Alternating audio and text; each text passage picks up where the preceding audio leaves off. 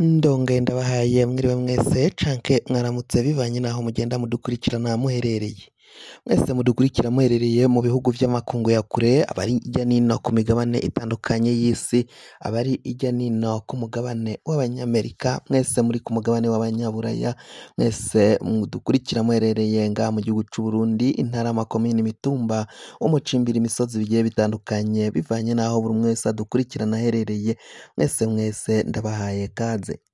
Fyonda subscribe niba ukoresha ururimi rw'icongereza canke niba ukoresha ururimi rw'igifaransa urafyonda sabone, hama uraca uja ngaha iburyo urafyonda no kwako kantu kameze nk'agakengeri, amakuru n'ibiganiro dutohoza umwanya ku mwanya bize bigushikira aho uzoba uherereye hose.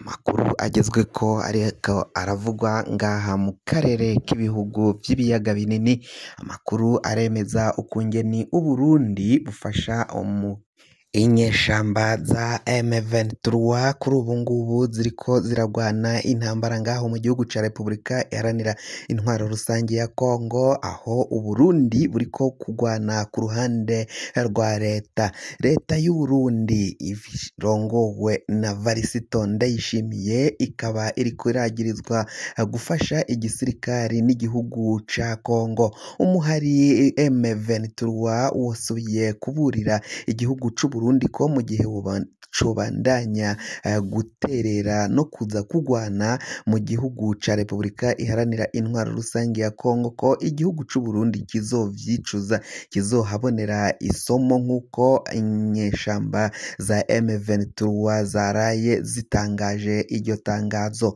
Amakuru azindukiye ngaha mu gihugu c'u Burundi rero akaba ariko arasaba umukuru w'igihugu c'u Burundi kuvana abasirikari ngaho mw'ico gihugu ca Repubulika iharanira intwaro rusangi ya Kongo, kuko vyibonekeza ko atanyungu Uburundi bufise muri iyo ntambara. Abana b'igihugu bariko barapfira kuri urwo rugamba. Abenshi mu bene gihugu babibajije umukuru w'igihugu Varisito Ndayishimiye, aho Ndayishimiye yaciye avuga ko ubwo ari ubwoba, abo bariko baravuga ivyo ni ibinyabwoba. Nivyo umukuru w'igihugu Varisito Ndayishimiye yaciye avuga ko abasirikari banka kuja kugwana, banka kuja mu gihugu ca Repubulika iharanira intwaro rusangi ya Kongo, ngo ivyo bigishijwe, ivyo bahawe mu myimenyerezo ko ngo vyo kurinda igihugu ngo batakagombye kugira ubwoba, ngo abasirikari bavuga ko batazoja ngaho muri ico gihugu ca Repubulika iharanira intwaro rusange ya Kongo, ngo bazosubire mu basivile, ngo mu basivile niho badapfa. Umukuru w'igihugu yarabajije abo bavuga ko abasirikari bari kuja gupfira muri Kongo, ayabaza niba atabandi basivile bariko barapfira ngaha mu gihugu c'u Burundi, ngo ubwoba rero nibabureke bashira ubwoba baje guhangana n'izo nyeshamba za M23. Inyeshamba za M23 nazo zihagaze ko zajujubije igihugu ca Repubulika iharanira intwaro rusange ya Kongo imyaka itari mike. Igihugu ca Repubulika iharanira intwaro rusange ya Kongo cararinze guhamagara ibihugu bitari bikeya, citabaje ibihugu bitandukanye, igihugu ca Kenya, igihugu ca Tanzania, igihugu c'u Buganda, igihugu ca Sudani n'igihugu cacu c'u Burundi, baje gutabara bivanye n'izo nyeshamba za M23. Inyeshamba ziriko ziragwanira ngaho mu gihugu ca Repubulika iharanira intwaro rusange ya Kongo, mu gihe leta ya Kongo yo itemanga ko izo nyeshamba zoba ari iz'abakongomani, ahubwo bakagiriza igihugu cibanyi c'u Rwanda ko ari abasoda baco. Abasirikari b'u Rwanda ngo boba bari muri izo nyeshamba, akaba aribo bariko baragwanira ngaho muri ibyo bice vyo mu buseruko bw'igihugu ca Repubulika iharanira intwaro rusangi ya Kongo.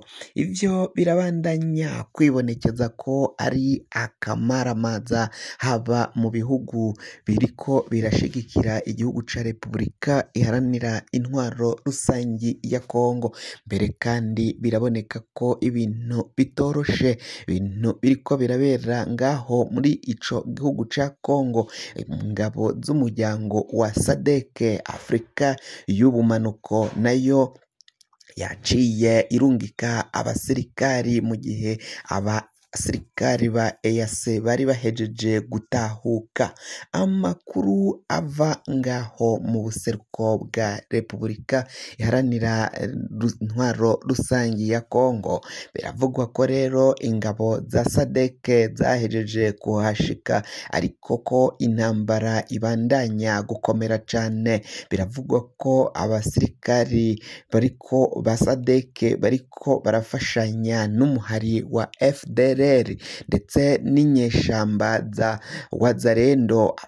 Abanyagihugu ba Wazalendo batojwe n'igihugu ca Kongo bakaba bari kurwanana ndetse na FARDC n'igihugu c'u Burundi naco caciye kirungika ingabo mu bambere kuja kurwanya izo nyeshamba za M23.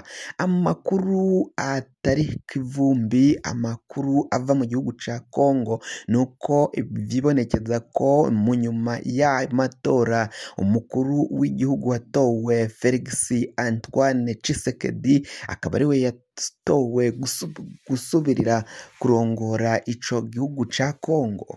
Akaba avuga ko rero yafise ngo ingingo zikomakomeye cane. Ingingo afise harimwo no gutera igihugu cibanyi c'u Rwanda kakakirasamwo ibisase yibereye iwe mu gihugu. Kavyo azobikora ari mu gisagara ca Goma. Intwaro yahejeje kuzironka, intwaro yaraziguze nkuko yaciye abivuga ari mu myiyamamazo, ariko amakuru aribazwa na benshi. Ni gute inyeshamba ziri ngaho mu gihugu zamunaniye gutuza, zamunaniye gutsinda, akaba avuga ko azotera leta ya Kigali, leta y'u Rwanda akayishobora, kandi n'izo nyeshamba avuga ko zimujujubije, zamubujije amahoro ngaho muri ico gice co mu buseruko bwa Kongo, cane cane mu ntara ya Kivu y'uburaruko, zoba arizo zimutesheje zamubujije nyene amahoro, akaba azoshobora gutera leta y'igihugu akayitsinda. Kandi n'inyeshamba avuga ko ico gihugu arico kiziterera intererano y'ibigwanisho kikazironsa imyimenyerezo, aho umugwi wa ONU uheruka gusohora icegeranyo kivuga ko izo nyeshamba zihegwa canke zifatira imyimenyerezo, imyitozo n'amasomo n'ivyigwa bakabifatira muri ico gihugu kibanyi c'u Rwanda, aho ahazwi nka EGACO. Aho ngo niho zija gufatira imyitozo hama zikaza kugwana mu gihugu ca Repubulika iharanira intwaro rusangi ya Kongo. Niko ONU iheruka gusohora icegeranyo yaciye itangaza, ariko yaravuze ko n'ingabo z'u Burundi nazo ziri ngaho muri ico gihugu ca Kongo zikaba zigwana ku ruhande rwa leta ya Kongo. Ni mu gihe Varisito Ndayishimiye we yari yabandanyije abihakana, ariko gushika mangaya akaba yaratanguye kwemera ko izo ngabo ziwe, ingabo z'u Burundi, ingabo za leta FDNB ziri gufasha igisirikari ca Kongo ngaho muri Kongo y'ubuseruko, Kivu y'uburaruko. Muri iyo ntara bikaba biboneka ko ibintu bibandanya kuba bibi cane, umutekano ukaba ubandanya guhungabana.